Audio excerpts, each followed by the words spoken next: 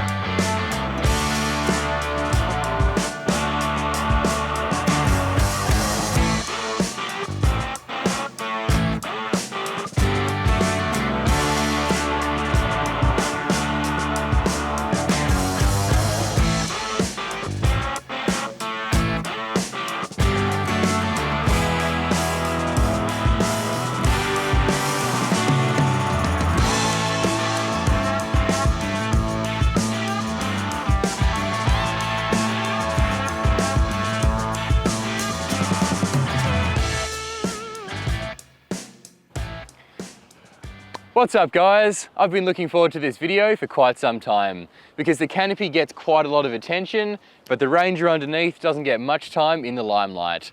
And honestly, for what I do, it's got to be one of the best four-wheel drives I've ever owned. So let's get straight into it, starting with a brief overview. She's a 2007 Ford Ranger with 160,000 Ks on the clock. Manual transmission, which was an absolute must for me, and the 3-litre turbo diesel Duratorque engine under the bonnet. When it came up for sale, I wasn't really looking to buy a new car. I was driving around in my 1984 bright yellow Mitsubishi Pajero, but I knew that one day I wanted to upgrade to an early to mid 2000s space cab four-wheel drive. It had to be manual, had to be turbo diesel, had to have low kilometres, ideally have some basic bar work and be well looked after. I think that makes me sound pretty fussy. Anyway, so when this popped up ticking all those boxes and more for a really good price, I had to go and check it out. And the rest is history. The bloke I bought it from owned it since new and took really good care of it. Full service history, always garaged, and it had an unmodified engine, which is something I recommend looking for when buying a new car. So it really was the perfect blank canvas to turn into the tourer that I had in mind. Anyway, enough of the history, let's run through everything starting at the front. At the very front we find an ARB steel bull bar, which I definitely rate strength-wise, having conducted a thorough test a few years ago by ramming it up the back of a Yaris.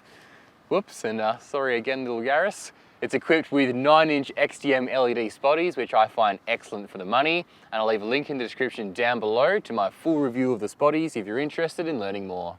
Above we've got my 6.5 decibel GME antenna for my UHF radio, which is nothing fancy but it does the job. Hiding under the number plate is room to mount a winch, which is great for future proofing, but it's probably not something I'm looking to add at this point. Under the bonnet we find the virtually stock 3-litre Duratorque turbo diesel engine. All I've really done here is a remap, which made an insane difference, raising the power from 105 horsepower to 160 horsepower at the wheels, and torque also went up from 320 Newton meters to just over 420. And you'd think that to gain performance like that, the economy must have gone through the roof, right? Well, the wizards at Reaper Performance Diesel had other plans, so much to my amazement, the economy actually dropped from about 11.5 litres per 100 Ks with the canopy lifted off, down to about 10 litres per 100 Ks. I've also added a second starter battery under the bonnet, charged through a basic isolator as an emergency backup, in case my main battery goes flat out somewhere remote. Well, that's about as interesting as the engine bay gets. So, moving on. While we're passing it, it's also got an Ironman 4x4 snorkel that was on the car when I bought it. So I don't have to stress too badly when going through deep water crossings. Although that being said, I have been meaning to go back through and reseal all the pipework, because a lot of the time, either through bad installation or old age, leaks can develop somewhere between here and the airbox, effectively rendering the snorkel useless. It's got some awesome steel rock slider side steps with checker plate on top. These are actually custom built by the guy that I bought the car off, and he's done a really neat job with them. Super strong, super heavy duty, but they could do with a fresh lick of paint. Moving back, the factory tub has been replaced by a 2.1 by 1.8 metre aluminium tray from MRT, which allows me to mount the canopy on the back for the weekends, but also use my ute as a ute during the week. It's what's called a tray only, so there's no headboard or side panels. It's basically just a flat deck when the canopy is removed. So you might be wondering why I didn't go for the full tray with the headboard and removable side panels, which is what a lot of people do. And basically there was three main reasons. The first was to save weight, the second was to save length by not having to allocate space for the headboard, and the third reason was that the tray only was quite a bit cheaper than the full tray. Even though, in my opinion, the full tray does look a lot better, I'm still pretty happy with this tray only. I guess you can't have everything. Under the tray, I've got two lockable toolboxes that I use for storing bits and pieces that I want to keep with me at all times, whether the canopy's on the back or not. So on this passenger side, I've got some basic recovery gear.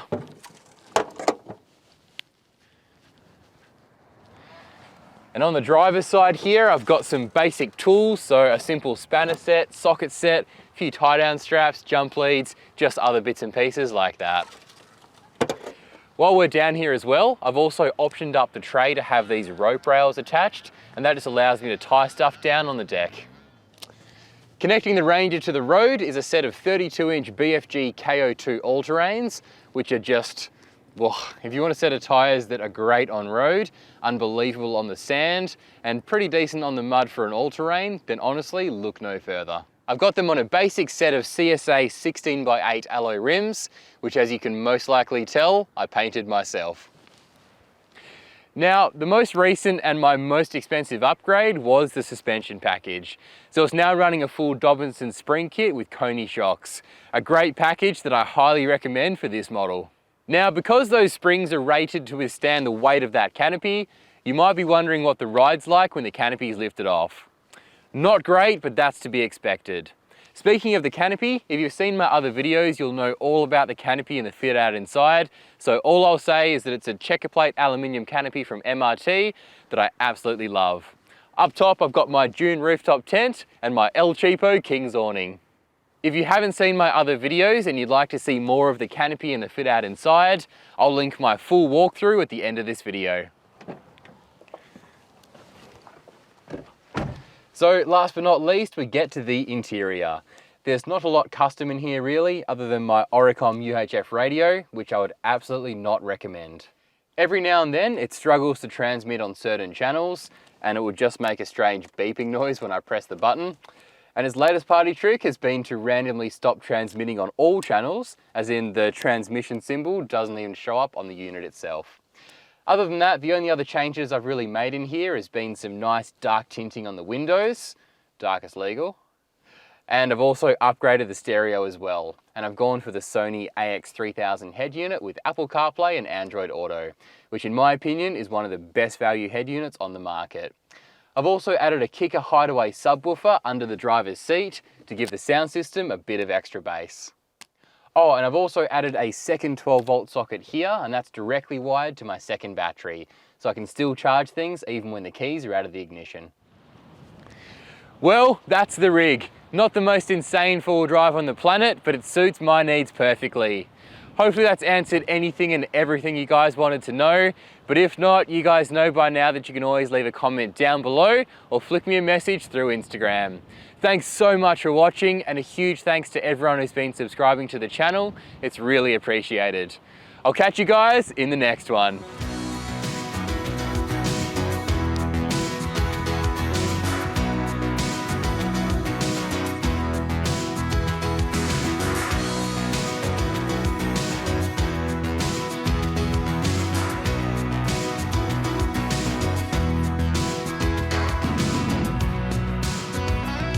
Under the bonnet, we find